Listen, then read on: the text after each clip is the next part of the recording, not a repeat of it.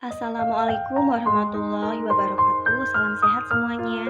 Perkenalkan, saya Ima Setiani dari kelompok 2 yang akan mewakili untuk mempresentasikan Undang-Undang Nomor 44 Tahun 2009 tentang Rumah Sakit.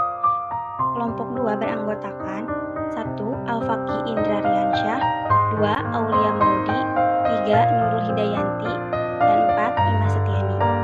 Yang pertama adalah pendahuluan.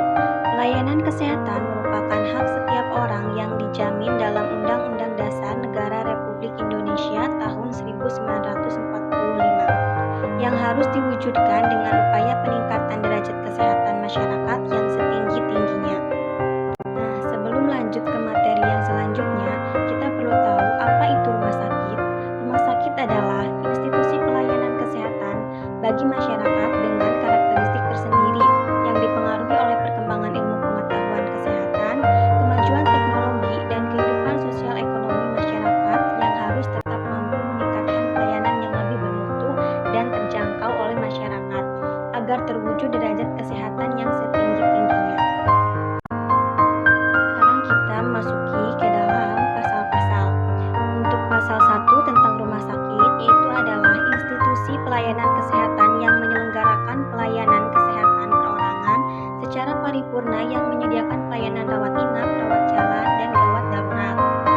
Adapun asas dan tujuan rumah sakit yang terdapat dalam pasal 2, yaitu rumah sakit diselenggarakan berdasarkan Pancasila dan didasarkan kepada nilai kemanusiaan, etika dan profesionalitas, manfaat, keadilan, persamaan hak dan anti-diskriminasi, pemerataan, perlindungan, dan keselamatan pasien serta mempunyai fungsi sosial. Tugas rumah sakit terdapat dalam pasal 4, yaitu memberikan pelayanan kesehatan perorangan secara paripurna. Yang dimaksud pelayanan paripurna adalah pelayanan kesehatan yang meliputi promotif, preventif, kuratif, dan rehabilitatif. Fungsi rumah sakit terdapat dalam pasal 5, terbagi menjadi 4. Yang pertama, penyelenggaraan pelayanan pengobatan dan pemulihan kesehatan sesuai dengan standar pelayanan rumah sakit. Yang kedua, pemeliharaan dan peningkatan kesehatan perorangan melalui pelayanan kesehatan yang paripurna tingkat kedua dan ketiga sesuai kebutuhan medis. Yang ketiga, penyelenggaraan pendidikan dan pelatihan sumber daya manusia dalam rangka peningkatan kemampuan dalam pemberian pelayanan kesehatan. Yang keempat, penyelenggaraan penelitian dan pengembangan serta penapisan teknologi yang berhubungan dengan kesehatan dalam rangka peningkatan pelayanan kesehatan dengan memperhatikan etika ilmu pengetahuan berhubungan dengan kesehatan.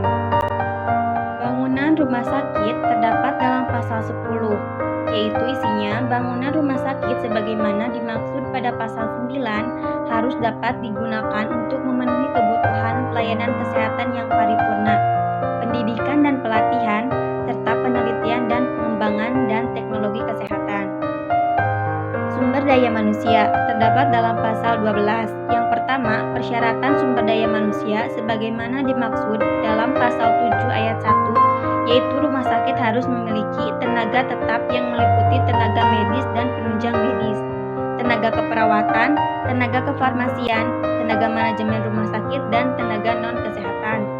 Yang kedua, jumlah dan jenis SDM sebagaimana dimaksud pada ayat 1 harus sesuai dengan jenis dan klasifikasi rumah sakit.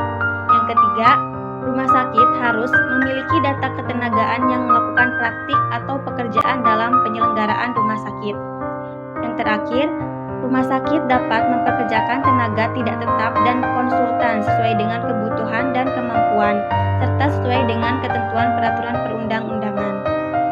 Selanjutnya ada rumah sakit pendidikan terdapat dalam pasal 22 dan pasal 23. Untuk pasal 22, ada rumah sakit dapat ditetapkan menjadi rumah sakit pendidikan setelah memenuhi persyaratan dan standar rumah sakit pendidikan.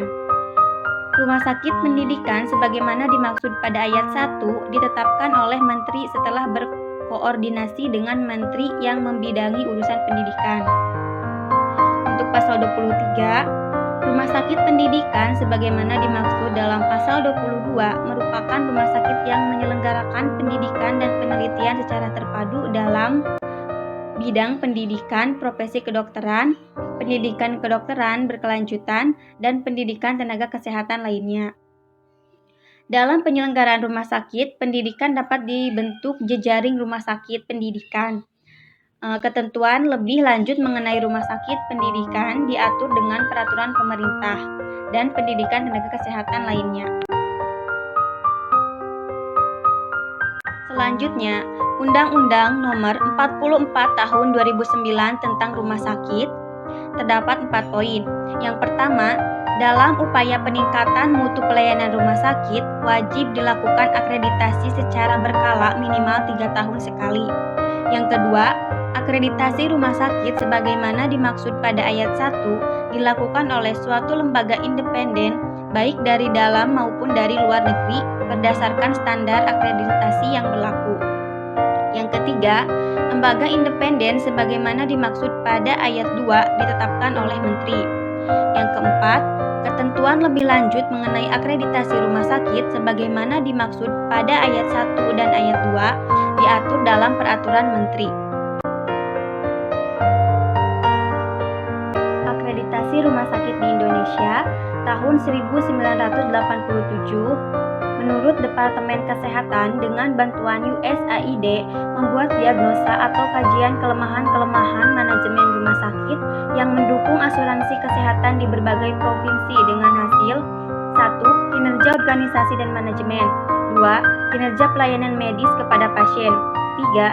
Terdapat variasi mutu pelayanan dan kinerja manajemen yang besar dari suatu rumah sakit ke rumah sakit lainnya. Untuk hasil yang pertama dan kedua, hasil tersebut tidak dapat diukur secara optimal karena belum ada standar dan perangkat ukur objektif yang baku.